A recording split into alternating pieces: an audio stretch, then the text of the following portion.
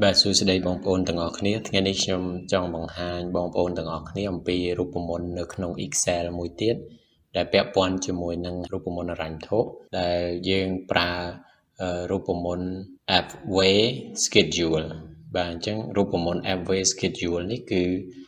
យើងវាយសញ្ញាស្មើនៅក្នុង Excel ហើយយើងវាយពាក្យថា FV ហើយ Schedule តោះមកយើងបើកវងកញ្ចក់វាទាមទារឲ្យយើងបញ្ចូលតាក់ទងជាមួយនឹង principal ហ្នឹងគឺជាទឹកប្រាក់ដែលយើងបានវិនិយោគឬមួយក៏យើងដាក់សន្សំចំណែកឯ schedule នេះគឺសំដៅទៅលើអត្រាការប្រាក់ដែលវាមានច្រើនខុសៗគ្នាអញ្ចឹងការប្រើប្រាស់របស់វាគឺយើងគណនាតម្លៃអនាគតនៃទឹកប្រាក់ដែលបានវិនិយោគមួយលើកនឹងមានអត្រាការប្រាក់ខុសៗគ្នាទៅតាមគ្រានីមួយៗឧទាហរណ៍ថាលោកសុកគាត់បានវិនិយោគជាសាច់ប្រាក់នៅថ្ងៃនេះ $1000 អត្រាការប្រាក់នៅឆ្នាំទី1គឺ 5.6 នៅឆ្នាំទី2គឺ 6% ហើយនៅឆ្នាំទី3គឺ 7% តើតម្លៃអនាគតនៃទឹកប្រាក់វិនិយោគរបស់គាត់បានប៉ុន្មាននៅចុងឆ្នាំទី3នៅក្នុងនេះបើយើងមើលនៅក្នុងបន្ទាត់ពេលវេលាយើងឃើញថានៅថ្ងៃនេះមានន័យថានៅក្នុងឆ្នាំ0នេះគាត់វិនិយោគទឹកប្រាក់របស់គាត់គឺ $1000 ហើយនៅក្នុងឆ្នាំទី1គាត់ទទួលបានអត្រាការប្រាក់មកវិញគឺ 5.6 ឆ្នាំទី2 6% ហើយនឹងឆ្នាំទី3គឺ 7% ជាងសំណួរគេសួរថាតើឆ្នាំទី3គាត់នឹងទទួលបានទឹកប្រាក់ប្រមាណឬមួយក៏តម្លៃអនាគតនៃទឹកប្រាក់ដែលគាត់បានវិនិយោគ 1000 ក្នុងរយៈពេល3ឆ្នាំហើយអត្រាការប្រាក់ខុសៗគ្នាបែបនេះហ្នឹងតើនឹងបានប៉ុន្មានដែរអញ្ចឹងនៅក្នុងនេះដើម្បីគណនាវាបានគឺយើងប្រើតាមរូបមន្ត FVSCHEDULE មិញបាទ FVSCHEDULE មិញដោយ principal របស់វានៅក្នុងsyntax របស់វានៅក្នុងរូបមន្តរបស់វាឲ្យយើងបញ្ចូលតាក់ទងជាមួយនឹង principal ប្រាក់ដើមដែលយើងបានវិនិយោគហើយនឹង schedule បាទ schedule ហ្នឹងគឺជាអត្រាការប្រាក់ទៅតាមឆ្នាំនីមួយៗអញ្ចឹងឧទាហរណ៍ឆ្នាំទី1អត្រាការប្រាក់ 5.6 ឆ្នាំទី2 6% ហើយនឹងឆ្នាំទី3 7% បាទឥឡូវយើងចូលទៅគណនា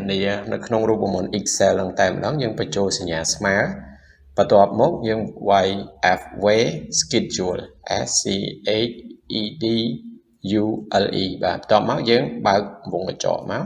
គេឲ្យយើងបញ្ចូលតាក់ទងជាមួយ principal បាទ principal ហ្នឹងគឺទឹកប្រាក់ដែលយើងបានដាក់វិនិយោគមិញគឺ$1000បន្ទាប់មកយើងចុចក្បៀស1ហើយយើងចូលដល់ schedule បាទ schedule ហ្នឹងគឺអត្រាការប្រាក់3ឆ្នាំហ្នឹងមាន 5.6 6% ហើយនឹង 7% បន្ទាប់មកយើងបិទវងកញ្ចក់វិញមកយើង enter មានន័យថានៅ3ឆ្នាំក្រោយហ្នឹងយើងនឹងទទួលបានទឹកប្រាក់ 1197.72 បាទអាហ្នឹងរូបមន្តនៅក្នុង Excel មួយវិធីទៀតយើងអាចធ្វើតាម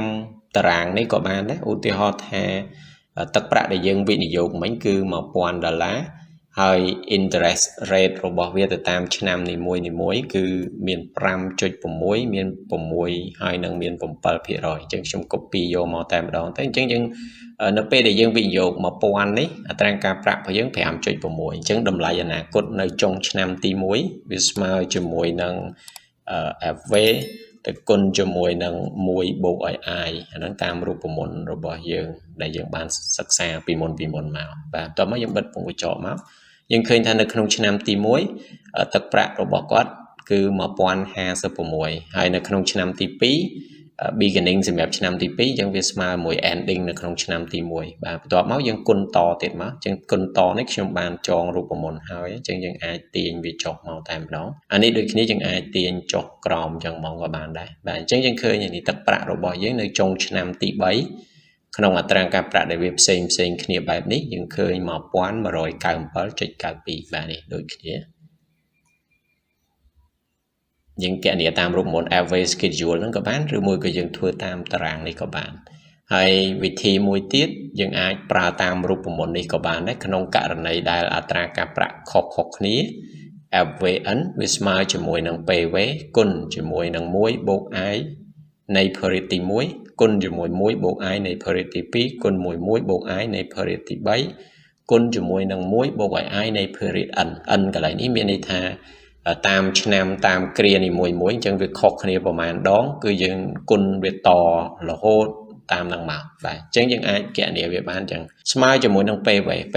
របស់យើងមិញគឺ 1000 បន្ទាប់មកយើងគុណជាមួយនឹង1បូកឲ្យ i អញ្ចឹង1បូកឲ្យ i នៅឆ្នាំទី1របស់យើងមិញគឺ 5.6% បាទបន្ទាប់មកយើងគុណជាមួយនឹងបើកវងកញ្ចក់ទៀតទៅ1បូកឲ្យ i នៅឆ្នាំទី2ឆ្នាំទី2គឺ 6%បន្ទាប់មកយើងគុណជាមួយនឹង1បូកឲ្យ i នៅឆ្នាំទី3បាទយើងមានរយៈពេលធំ3ឆ្នាំយើងគុណធំ3អញ្ចឹងមកបន្ទាប់មកយើង enter បាទចម្លើយរបស់វាគឺ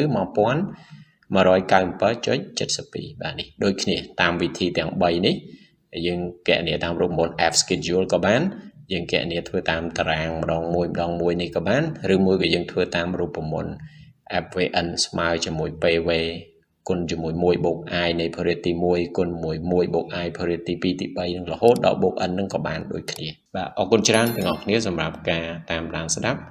វីដេអូក្រោយយើងនឹងសិក្សាអំពីរូបមន្តនៅក្នុង Excel ដែលពាក់ព័ន្ធជាមួយនឹងហិរញ្ញវត្ថុផ្សេងទៀត